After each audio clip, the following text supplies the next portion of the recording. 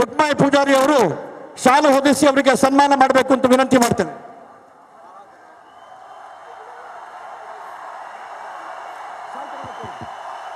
ಸನ್ಮಾನ್ಯ ಅಂಗರ ಅವರು ಪೇಟ ಹೊದಿಸಿ ನಮ್ಮ ಗೌರವವನ್ನು ಸಮರ್ಪಣೆ ಮಾಡಬೇಕು ಅಂತ ಕೇಳಿಕೊಳ್ತೀನಿ ನಾನು.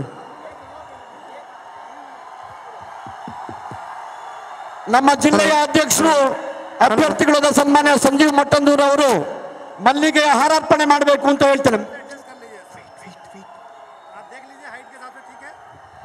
ಮೋದಿ ಅವರಿಗೆ ದಕ್ಷಿಣ ಕನ್ನಡ ಜಿಲ್ಲೆಯ ಅಡಿಕೆಯ ಬೆಳೆಗಾರರ ಬಗ್ಗೆ ವಿಶೇಷವಾದ ಪ್ರೀತಿ, ಸುಪಾರಿಗೆ ಅಂತೇಳಿ ಯಾವಾಗಲೂ ಭಾಷಣದಲ್ಲಿ ಹೇಳ್ತಾರೆ. ನಳಿನ್ ಕುಮಾರ್ ಕಟೀಲ್ ಅವರು ಸುಪಾರಿಯಿಂದ ವಿಶೇಷವಾಗಿ ಮಾಡಿದ ಒಂದು ಮಾಲೆಯನ್ನ ಸನ್ಮಾನ್ಯ ನೆಚ್ಚಿನ ಪ್ರಧಾನಿಗಳಿಗೆ ತೊಡಗಿಸಬೇಕು ಅಂತ ವಿನಂತಿ ಮಾಡ್ತಾ, ಮಂಗಳೂರು ಮಹಾನಗರದಲ್ಲಿರುವಂಥ ಮಹಾಲಸ ಆರ್ಟ್ ಸ್ಕೂಲ್ನ ವಿದ್ಯಾರ್ಥಿನಿ ಸೌಮ್ಯ ಅವರು ವಿಶೇಷವಾಗಿ ಕಿನ್ನಾಳ ಕಲೆಯಲ್ಲಿ ಮಾಡಿದಂಥ ತೆಂಕುತಿಟ್ಟಿನ ಗಂಡು ಮೆಟ್ಟಿನ ಯಕ್ಷಗಾನ ಕಲೆಯ ಬಣ್ಣದ ವೇಷದ ಮುಖವರ್ಣಿಕೆಯನ್ನ ಒಂದು ಸ್ಮರಣಿಕೆಯಾಗಿ ಸನ್ಮಾನ್ಯ ಮೋದಿ ಅವರಿಗೆ ಕೊಡಬೇಕು ಅಂತ ವಿನಂತಿ ಮಾಡ್ತಾ, ಜೊತೆಗೆ ಮೊನ್ನೆ ಉಡುಪಿಗೆ ಬಂದಾಗ ಉಡುಪಿಯ ಬಂಧುಗಳು ಬಡಗುತಿಟ್ಟಿನ ಆ ಒಂದು ಮುಖವರ್ಣಿಕೆಯನ್ನು ಅವರಿಗೆ ಸನ್ಮಾನ ಮಾಡಿದ ತೆಗೆದ ಫೋಟೋಗ್ರಾಫ್ ಅನ್ನು ಕೂಡ ಸನ್ಮಾನ್ಯ ಮೋದಿ ಅವರಿಗೆ ನೀಡಿದ್ದಾರೆ. बंधुगण, प्रधानमंत्री जी, ये जो आप उड़पी आए थे उस दिन खींचा हुआ एक फोटोग्राफ अपुल लालवा हेಳುವ ನಮ್ಮ ಇಲ್ಲಿಯ ಫೋಟೋಗ್ರಾಫರ್ ಅವರು ಉಡುಪಿಯ ಸಮಾರಂಭದ ಸಂದರ್ಭದಲ್ಲಿ ತೆಗೆದ ಒಂದು ಭಾವಚಿತ್ರವನ್ನು ಇವತ್ತು ಮಾನ್ಯ ಪ್ರಧಾನಮಂತ್ರಿಗಳಿಗೆ ಸಮರ್ಪಣೆ ಮಾಡ್ತಾ ಇದ್ದಾರೆ. भारत माता की, भारत माता की। श्री धर्मस्थल मंजुनाथ स्वामी लेना चरणों को एन भक्तिदा नमनोलु तुलुनार्द जनकुलेगो एन प्रतिदा नमस्कारों ತುಳುನಾಡಿನ ವೀರ ಸಹೋದರಾದ ಕೋಟಿ ಚೆನ್ನಯ್ಯ रानी अब्बक्क, समाज सुधारक श्री नारायण गुरु, स्वातंत्र्य सेनानी कर्नल सदाशिवराव, ಎಲ್ಲ ಮಹಿಳೆಯರಿಗೆ ನನ್ನ ಸಾದರ ನಮನಗಳು.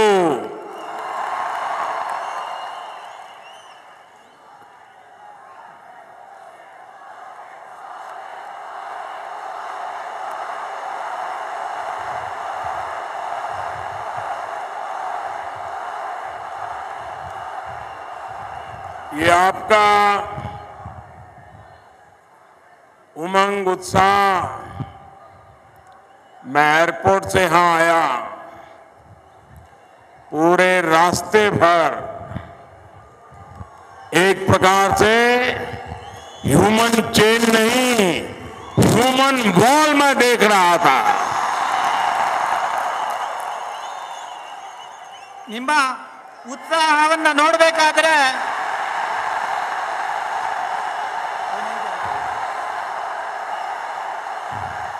क्यों ट्रांसलेशन नहीं करना है? इतना प्यार,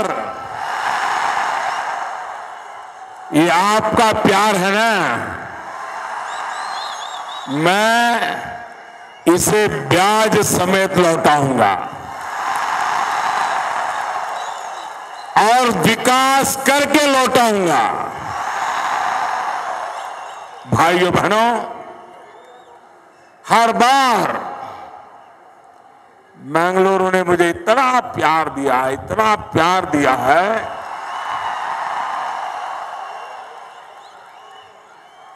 जब मैं लक्षद्वीप जा रहा था तो रात को करीब 12-1 बजे आया और मैं सोच रहा था कि circuit house government guest house में जाकर के सो जाऊंगा, लेकिन आप लोग रात को 1 बजे एयरपोर्ट पर इतनी बड़ी तादाद में स्वागत करने के लिए आए थे।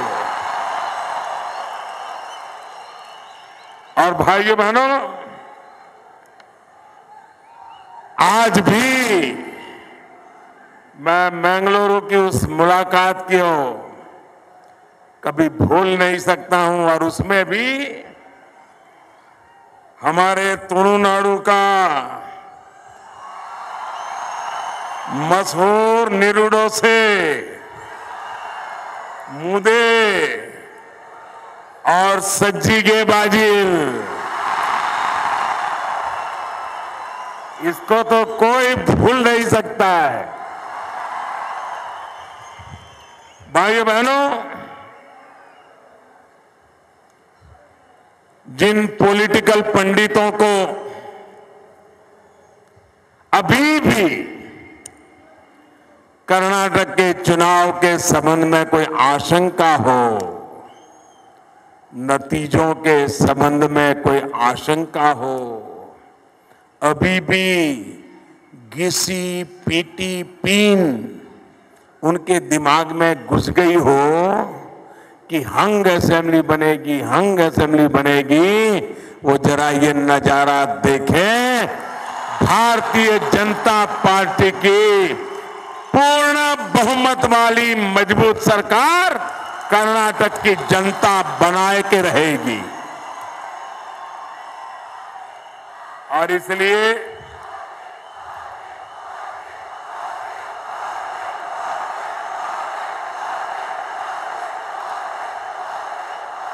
पंद्रह मई के नतीजे ये निश्चित है। दीवार पर साफ साफ लिखा हुआ है,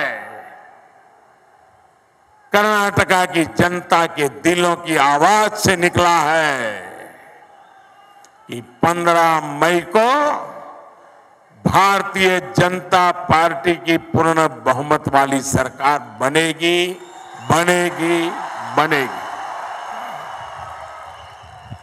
और इसलिए उन्होंने भी शुरू कर दिया है, उन्होंने भी चालू कर दिया है। मोदी ने ईवीएम खराब कर दी। ये हमें मोदी ने नहीं हराया, ईवीएम ने हरा दिया। जहां वो जीतते हैं वहां ईवीएम बहुत अच्छा होता है, जहां वो हारते हैं वो ईवीएम ईवीएम ईवीएम के गीत गाना शुरू कर देते हैं। लेकिन भाइयों बहनों, 15 तारीख को कांग्रेस पार्टी को जो बहानेबाजी करनी हो करें। आपके 5 साल के पापों की सजा जनता देने वाली है। और सच्चा ईवीएम तो ये है, ये नजर करिए, ये जनता जनार्दन की एनर्जी, ये जनता जनार्दन में इलेक्टोरल में वैल्यू एडिशन,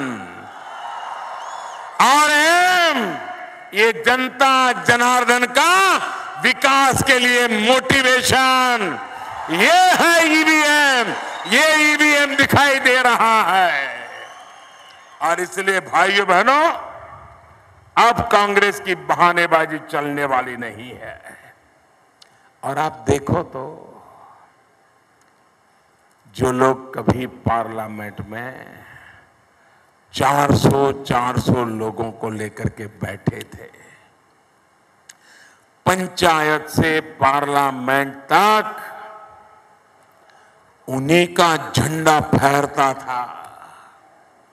देश के किसी कोने से कांग्रेस के खिलाफ आवाज नहीं उठती थी। लेकिन कांग्रेस का अहंकार 7वें आसमान पर पहुंच गया।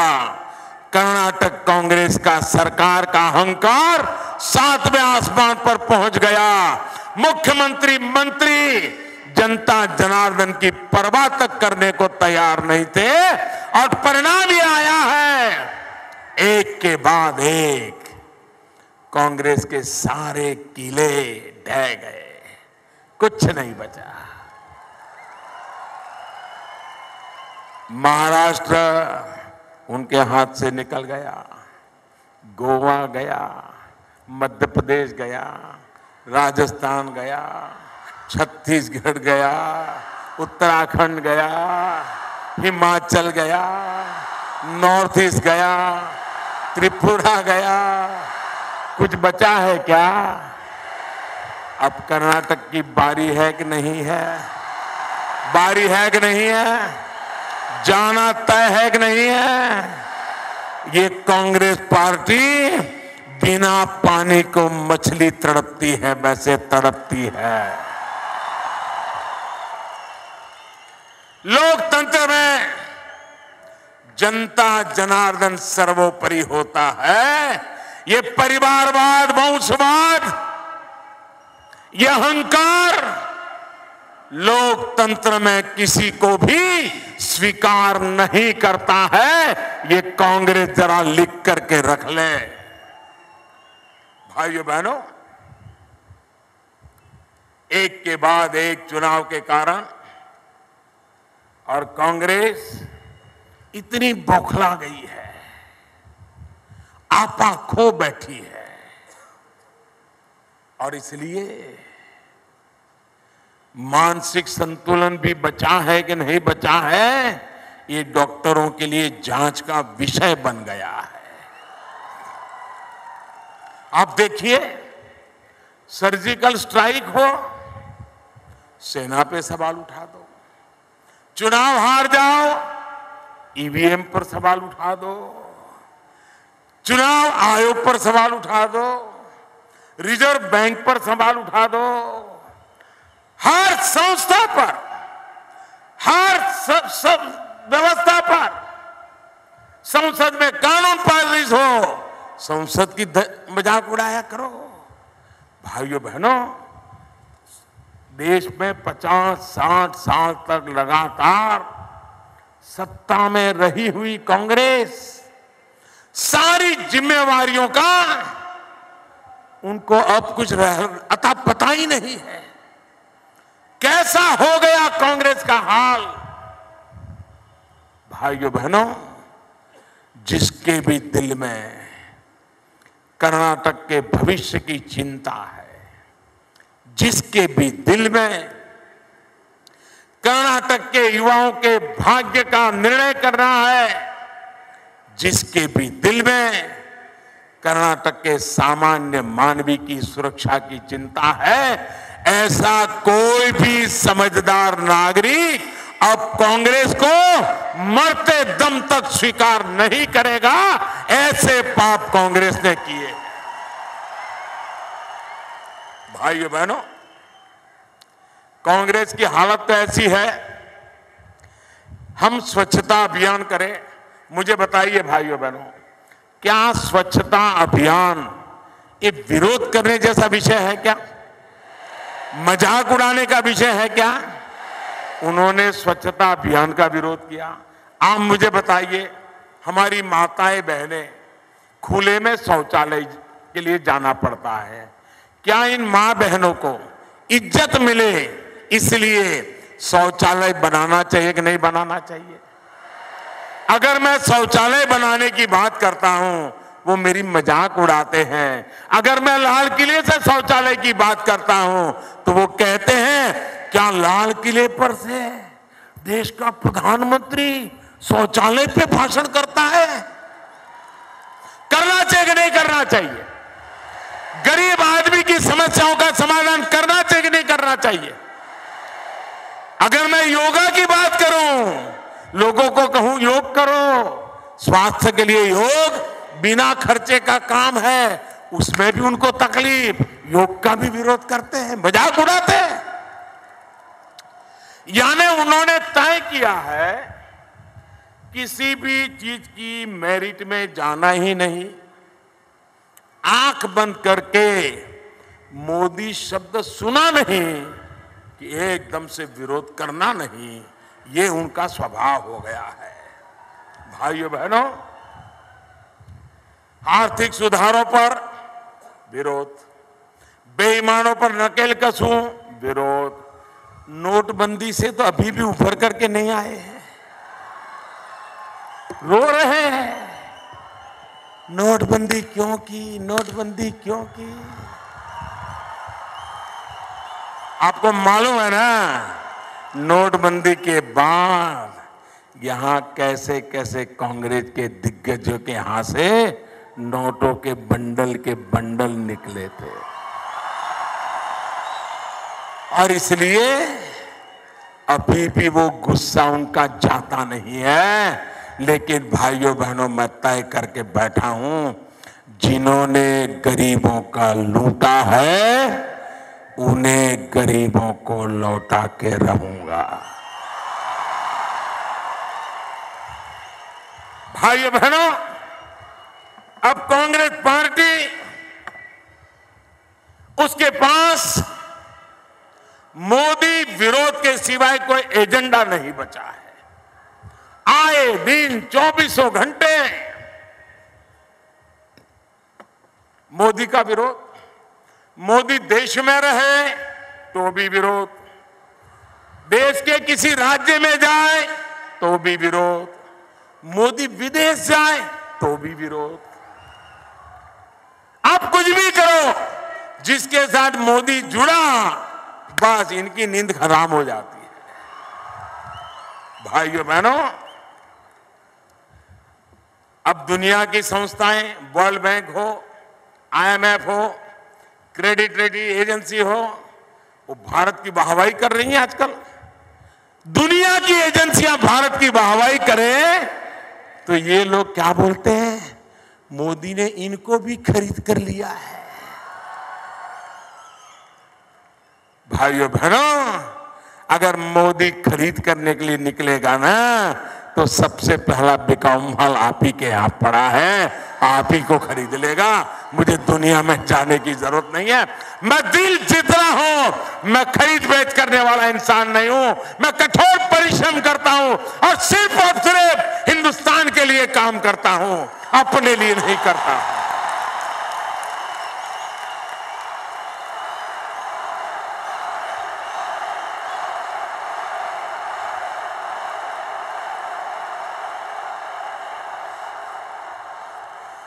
कांग्रेस में एक परिवार ही सब कुछ है। हर कोई एक परिवार के लिए लगा है। मेरे लिए भी एक परिवार है। ये 125 करोड़ देशवासी, यही मेरा परिवार है। मैं भी लगा हूं 125 करोड़ के मेरे परिवार के लिए, और वो लगे हैं अपने परिवार के लिए। देश की जनता को तय करना है कि खुद के परिवार के लिए, जीने मरने वाले लोगों के लिए देश बलि चढ़ेगा, कि देश के लिए मर मिटने वाले लोगों के साथ देश खड़ा रहेगा। इसका निर्णय हो रहा है।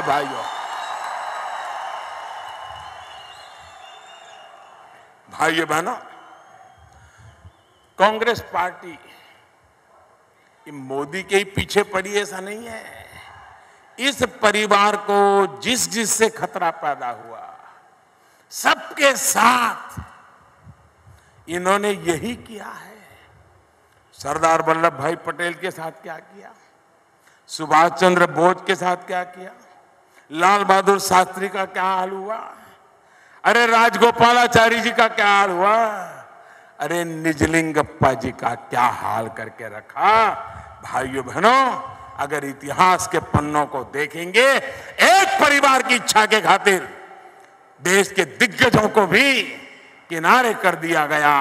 ये इस पार्टी की राजनीति है। और इसलिए भाइयों बहनों, और इस परिवारवाद के खिलाफ अगर किसी ने आवाज उठाई थी तो कर्नाटका के वरिष्ठ नेता श्रीमान देवराज अरस ने उठाई थी। कांग्रेस ने उनको भुला दिया। लेकिन ये परिवार याद करें, इंदिरा जी को चिकमंगलुरु से जिताना अगर देवराज अरस न होते तो वो पार्लियामेंट तक पहुंच नहीं पाती। ये कर्ज आपका इस कर्नाटका के ऊपर है। क्या दिया आपने कर्नाटका को? और भाइयों बहनों, जब देवराज अरस जी ने मां के बाद बेटे को सरकार बनाने के लिए मौका देने के बाद का विरोध किया, उनको निकाल दिया गया। भाइयों बहनों, वीरेंद्र पाटिल सम्मानीय नाम यहां का, एयरपोर्ट पर राजीव गांधी ने तय कर लिया, उनकी सरकार, उनकी पार्टी, उनका बहुमत, राष्ट्रपति शासन लगा करके वीरेंद्र पाटिल को घर भेज दिया। क्यों? एक परिवार अगर उसके खिलाफ आवाज उठाई तो गए। और इसलिए भाइयों बहनों, लोकतंत्र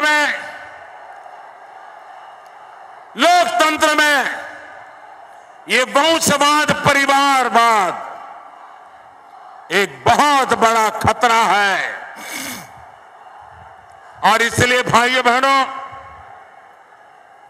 जब मैं ये परिवार का कच्चा चिट्ठा खोलता हूं तो उनका जो इकोसिस्टम है उनके पेट में मरोड़ आना शुरू हो जाता है। चारों तरफ से टूट पड़ते हैं कि मोदी ऐसा बोला, मोदी वैसा बोला। अरे मोदी सच बोला और सच सहने की आपकी ताकत नहीं है, और इसलिए बौखला जाते हो। लाख कोशिश करो, आप सच्चाई को कभी मिटा नहीं पाओगे, ये मान करके चलो। और इसलिए भाइयों बहनों, कितने ही झूठ फैलाए जाए, कितने ही मनगढ़ंत बातें कही जाए, देश की जनता सब कुछ जानती है। और इसलिए भाइयों बहनों, आपके प्यार के लिए मैं आपका आभारी हूं। औरों को भी सुनने दीजिए। भाइयों बहनों,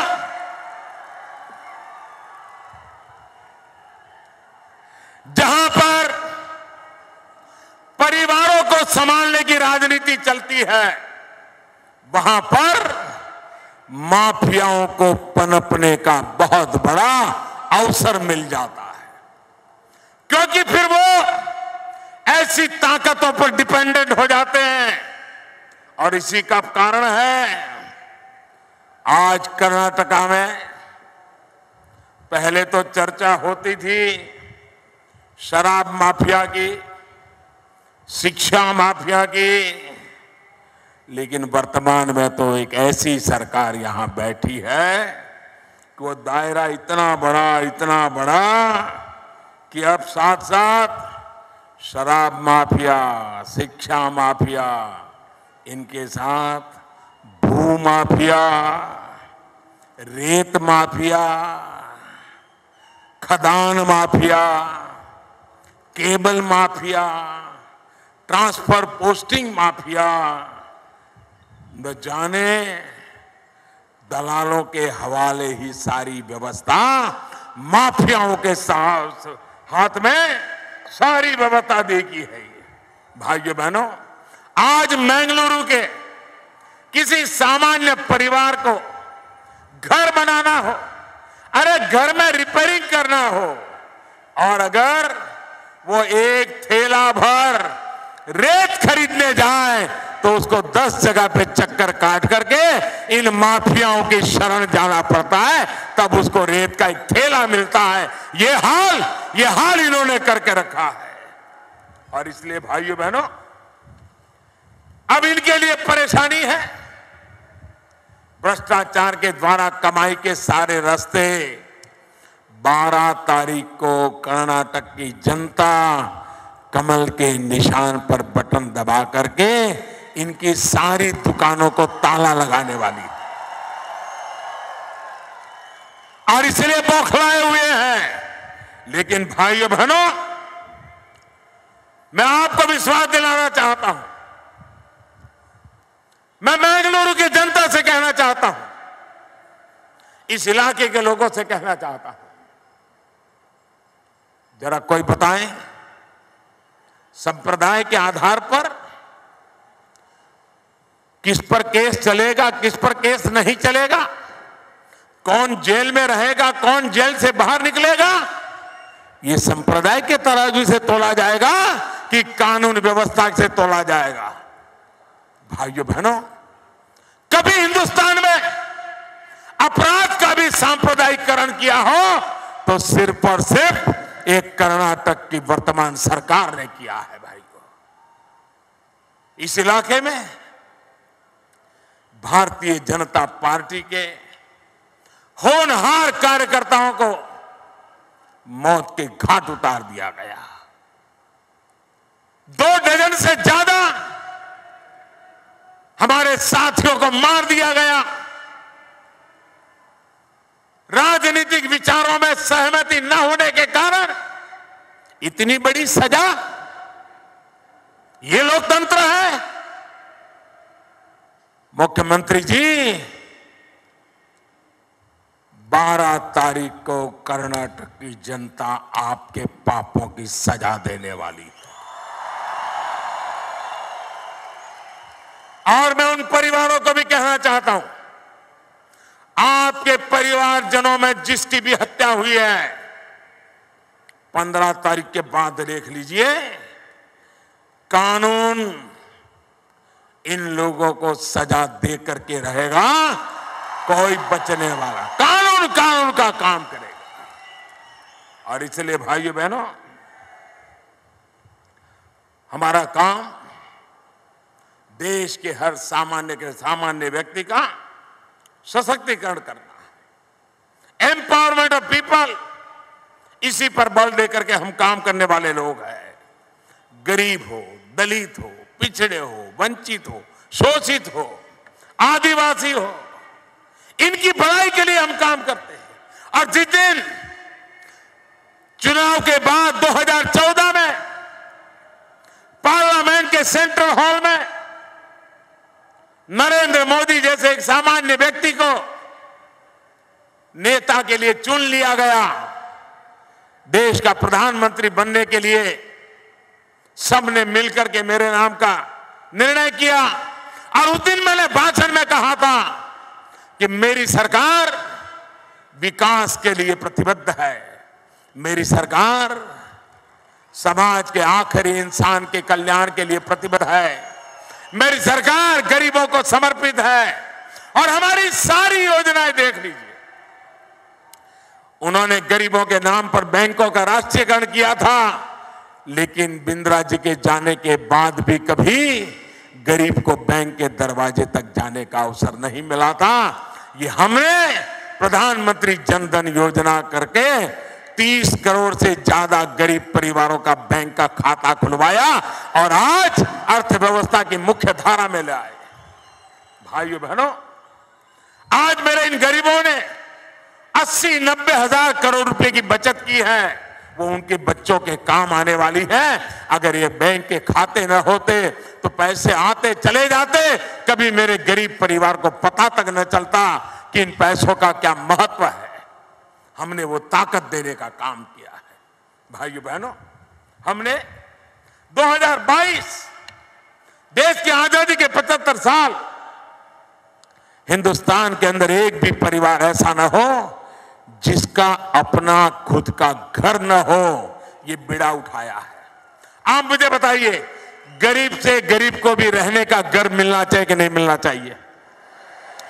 पूरी ताकत से बताइए, मिलना चाहिए कि नहीं मिलना चाहिए? क्या ये काम सरकार ने करना चाहिए कि नहीं करना चाहिए?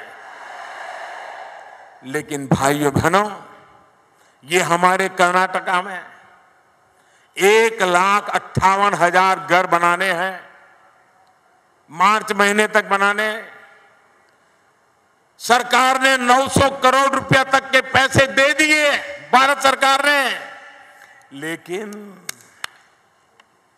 जिसमें मलाई न हो, जिसमें मोदी की नजर हो, जिसका मोदी हिसाब मांगता हो, उस काम को कर्नाटक की सरकार को करने में कोई रुचि नहीं, क्योंकि जो करना चाहिए वो होता नहीं है।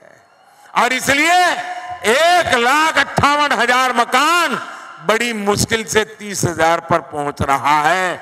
इतना सारा काम बाकी छोड़ा है।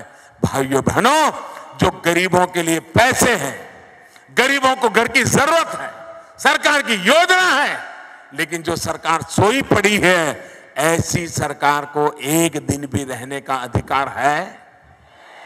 ऐसी सरकार को रहने का अधिकार है? 12 तारीख को इसको निकालना चाहिए कि नहीं निकालना चाहिए?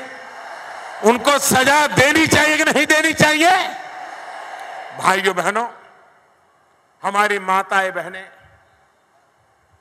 ये कांग्रेस पार्टी की सोचने की मर्यादाएं देखिए। 2013-14 याद कीजिए, जब पार्लियामेंट का चुनाव था, तो उस चुनाव में कांग्रेस पार्टी इस मुद्दे पर बहस कर रही थी कि गैस के सिलेंडर एक साल में 9 सिलेंडर मिलने चाहिए कि 12 सिलेंडर मिलने चाहिए। इस पर चर्चा कर रहे थे और लोगों को कहा कि अगर हमें वोट दोगे, हमारी सरकार बनाओगे, तो हम आपको 12 सिलेंडर देंगे। अब बताइए, ये कल्पना दारिद्र्य है कि नहीं है? ये हिंदुस्तान की जनता को समझते क्या है जी? उनका अहंकार कहां पहुंचा है? तभी जाकर के ऐसी बातें करते हैं।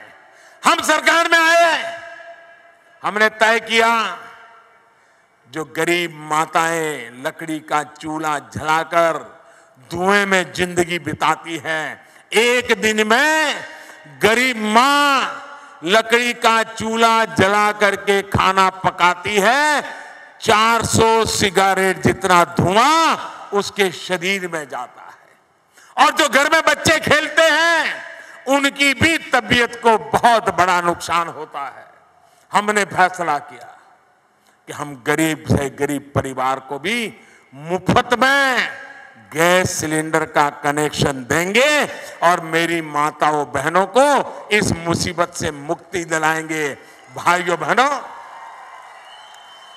इस देश में अब तक हम, भारत में कुल परिवार है 25 करोड़,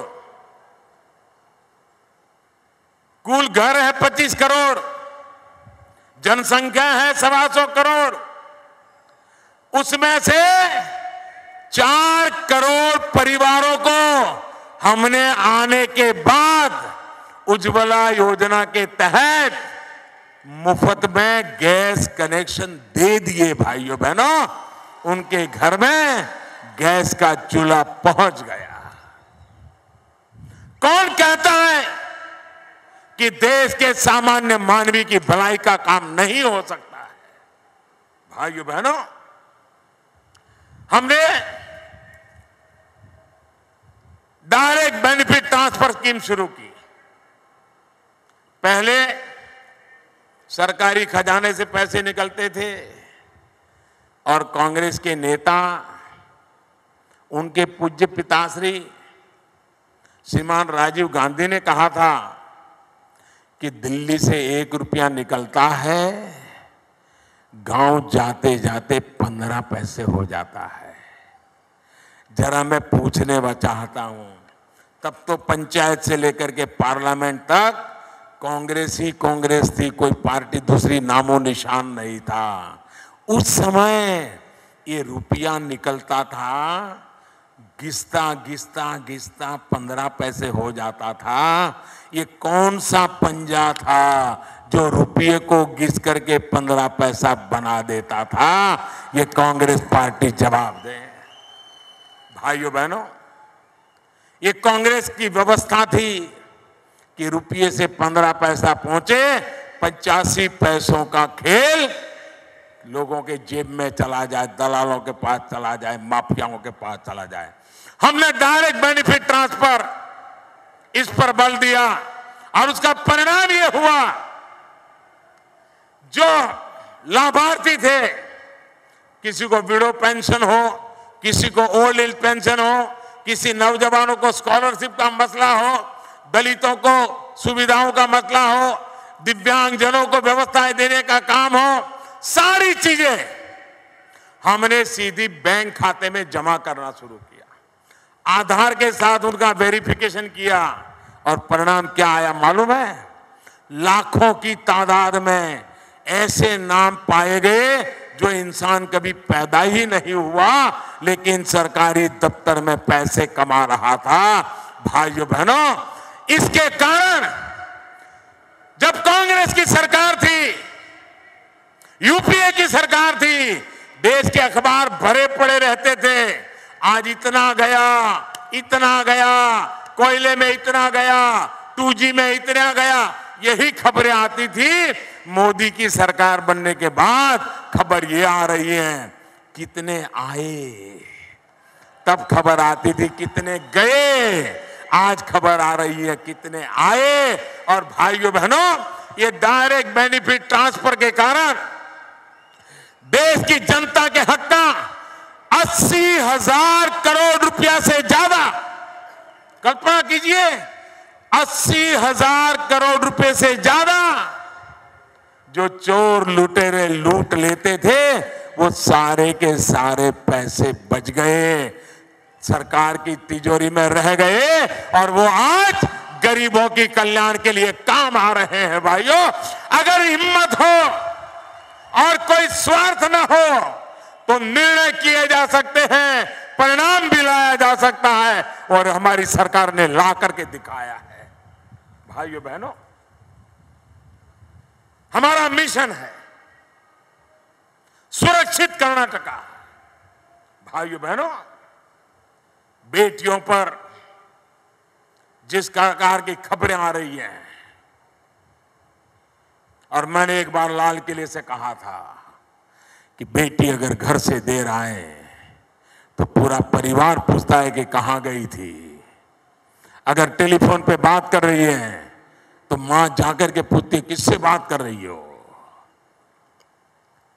और मैंने लाल किले से कहा था कि समाज को अपनी सोच बदलनी पड़ेगी। बेटियों को तो बहुत पूछ लिया, अब समय की मांग है, जरा बेटों को पूछो कहां गए थे, क्यों देर से आए, कौन दोस्त है। जब तक हम समाज में, भाइयों बहनों, एक तरफ ये जरूरी है तो दूसरी तरफ जो राक्षसी मनोवृत्ति से हमारी बेटियों के साथ जुल्म करते हैं, हमने अभी अभी कानून बनाया है, पिछले हफ्ते कानून बनाया है। अब इन छोटी छोटी बालिकाओं के साथ जुल्म करने वालों को फांसी के फंदे पर चढ़ा दिया जाएगा। भाइयों बहनों,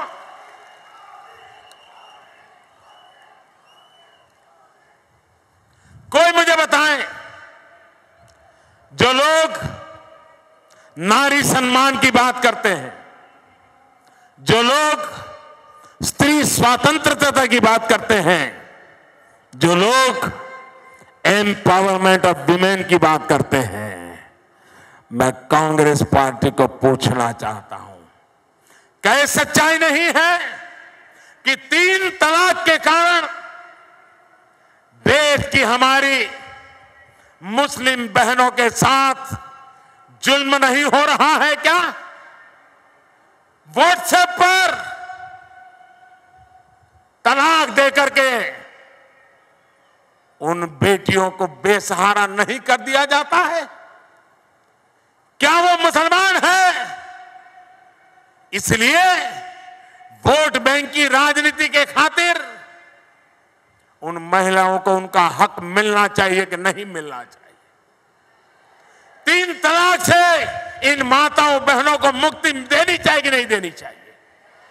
भाइयों बहनों, जब राजीव गांधी थे तब देश की मुस्लिम महिलाओं को सुरक्षा का एक अवसर आया था, लेकिन वोट बैंक की राजनीति के खातिर, सत्ता सुख का महात्मा के खातिर उन्होंने पार्लियामेंट में निर्णय बदल दिया और देश की मुस्लिम माताओं बहनों को इस 3 तलाक के सहारे उनको छोड़ दिया।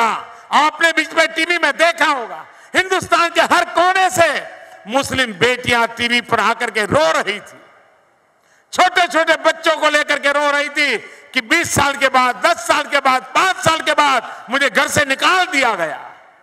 भाइयों बहनों, हम कानून लाए, 3 तलाक को अवैधानिक घोषित करने का हम कानून लाए। पार्लियामेंट पर तो हमारा बहुमत है। हमने मुस्लिम माताओं की रक्षा के लिए कानून पास किया, लेकिन राज्यसभा में हमारा बहुमत नहीं है। ये कांग्रेस के लोगों ने राज्यसभा में उसको अटका दिया। भाइयों बहनों, मुझे बताइए, ये नारी विरोधी लोग है कि नहीं है? ये नारी विरोधी है कि नहीं है? ये महिलाओं का अपमान करने वाले हैं कि नहीं है? महिलाओं के सम्मान के लिए काम करना चाहिए कि नहीं करना चाहिए? 3 तलाक का कानून बन करके महिलाओं को रक्षा देनी चाहिए कि नहीं देनी चाहिए? अगर ये काम मैं करता हूं तो वो वोट की राजनीति करने लग जाते हैं। भाइयों बहनों, ऐसा कर करके देश का कभी भला होने वाला नहीं है। भाइयों बहनों, हम कर्नाटक का एक कोस्टल एरिया, हमारे मंगलुरु का समुद्री तट, विकास की कितनी संभावनाएं हैं, लेकिन भाइयों बहनों, पुरानी सरकारों को इसकी परवाह नहीं थी। हमने ब्लू रिवॉल्यूशन का बुरा उठाया है और हमने व्यापार के लिए पोर्ट का निर्माण, सागरमाला योजना का निर्माण, लाखों करोड़ रुपयों का खर्च करके हमारे देश के समुद्री तट का पोर्ट लेड डेवलपमेंट का बड़ा बीड़ा उठाया है, और जिसका लाभ हमारे इस मंगलुरु को मिलने वाला है और उसका फायदा होने वाला है। हम नेशनल हाईवे को हमारे इन समुद्री तट के साथ जोड़ना चाहते हैं ताकि सामुद्रिक व्यापार में एक नई ताकत आ जाए। भाइयों, कोस्टल कर्नाटका में 8 पोर्ट्स, उसकी कैपेसिटी एक्सपांड करने की योजना बन रही है। 3000 करोड़ रुपए की लागत से 300 टन की क्षमता 2025 तक बढ़ाने का लक्ष्य लेकर के आज हमारी सरकार काम कर रही है। बेलीकेरी में एक नया पोर्ट बनाने की योजना आगे बढ़ रही है। भाइयों बहनों, हजारों करोड़ रुपए के 50 प्रोजेक्ट अकेले इस पट्टी पर करने की दिशा में हमारी सरकार काम कर रही है। मछुआरों की जिंदगी बदलने के लिए, उनको सुरक्षा देने के लिए हमने अनेक अहम कदम उठाए हैं और हमने 4 फिशिंग हार्बर्स उस पर भी काम कर रहे हैं, और सरकार मछुआरों को डीप सी में जाने के लिए, बोट खरीदने के लिए उदारता से आर्थिक मदद करने की दिशा में भी काम कर रही है। और इसलिए मेरे भाइयों बहनों, हमें कोस्टल विकास के लिए काम कर रहा है। सुपारी, हिंदुस्तान में जो सुपारी पैदा होती है, आधी सुपारी अकेले कर्नाटक में होती है। और ये कांग्रेस सरकार कोर्ट में जाकर के एफिडेविट की थी यूपीए ने कि सुपारी शरीर के लिए हानि करता है। भाइयों बहनों, जब किसानों ने आवाज उठाई तो कांग्रेस पार्टी को यू टर्न करने के लिए मजबूर होना पड़ा था। मैं मेरे किसान भाइयों को विश्वास देना चाहता हूं, सुपारी की खेती करने वाले किसानों को विश्वास देना चाहता हूं, येदियुरप्पा किसान का बेटा है। येदियुरप्पा जी के नेतृत्व में किसानों के हितों की रक्षा करने में भारतीय जनता पार्टी की सरकार कभी भी पीछे नहीं हटेगी, ये मैं आपको विश्वास दिलाता हूं। भाइयों बहनों, मुझे आज जब मंगलुरु आया हूं तो मैं एक बात का भी उल्लेख करना चाहता हूं। इसी धरती पर पला बड़ा एक आर्टिस्ट की मैं प्रशंसा करना चाहता हूं। मंगलुरु में करण आचार्य, ये करण आचार्य ने हनुमान जी की जो तस्वीर बनाई, उस हनुमान जी की तस्वीर की देश भर में गुंज उठी, देश भर में उसकी चर्चा हुई और वो बहुत प्रशंसनीय है। और मैंने देखा कि देश भर के टीवी वाले करण आचार्य का इंटरव्यू लेने के लिए कतार लगा करके खड़े हो गए। ये उसकी कला की ताकत थी, उसकी कल्पना शक्ति की ताकत थी। ये मंगलुरु का गर्व है भाइयों बहनों। लेकिन जिनको पेट में दर्द होता है उन्होंने करण आचार्य जैसे कलाकार के हनुमान जी की तस्वीर को भी विवादों में घसीट दिया और ये कांग्रेस का जो इकोसिस्टम है वो पूरी तरह उसको बदनाम करने में लग पड़ा। भाइयों बहनों, ऐसी मानसिकता वाले लोग जो करण आचार्य की कला को सहन नहीं कर सकते, उनके जहन में लोकतंत्र होने का कोई सबूत नहीं मिल रहा है भाइयों। और इसलिए मैं कहता हूं ऐसी कांग्रेस पार्टी को अब कर्नाटका के अंदर एक दिन काम करने का हक नहीं है। और इसलिए मैं आपसे आग्रह करता हूं कि आप मेरे भाइयों बहनों घर घर जाइए, एक एक परिवार को तैयार कीजिए, 12 मई को सबको पोलिंग बूथ लेकर के जाइए। एक नई आजादी का उत्सव मिल रहा है, उस तरह मतदान का अभियान चलाइए, ऐतिहासिक मतदान कीजिए और चुन चुन करके कांग्रेस को साफ कर दीजिए। भाइयों बहनों, 12 मई को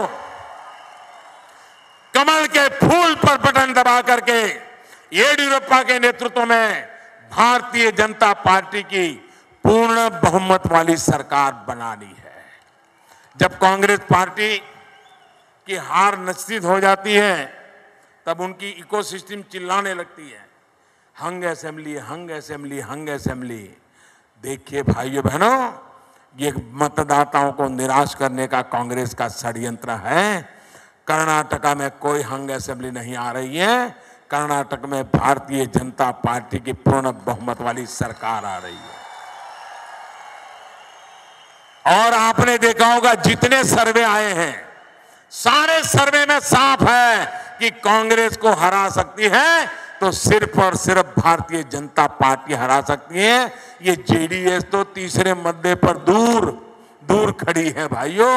ये जेडीएस किसी भी हालत में कांग्रेस का विकल्प नहीं बन सकती। और इसलिए मैं चाहता हूं 12 तारीख को कर्नाटका के उज्जवल भविष्य के लिए और मुझे दिल्ली से आपके लिए कुछ करने का मौका मिले,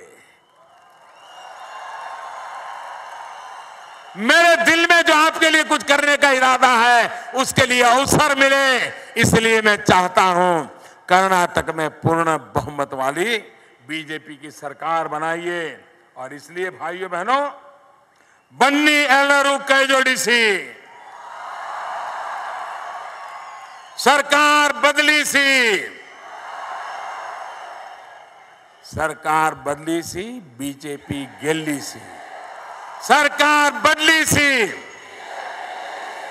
पूरी ताकत से दोनों हाथ ऊपर करके जवाब दीजिए, सरकार बदली सी,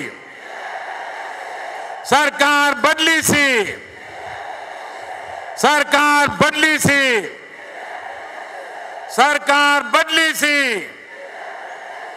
स्वच्छ, सुंदर, सुरक्षित कर्नाटक निर्मित होना, सरकार बदली सी, सरकार बदली सी। बहुत बहुत धन्यवाद भाइयों। ಧರ್ಮಸ್ಥಳದ ಮಂಜುನಾಥನ ಆಶೀರ್ವಾದ ನಮ್ಮ ಮೇಲಿದೆ. ನಾವೆಲ್ಲರನ್ನು ಗೆದ್ದುಕೊಂಡು ಬರ್ತೀವಿ ಅನ್ನುವಂಥ ವಿಶ್ವಾಸ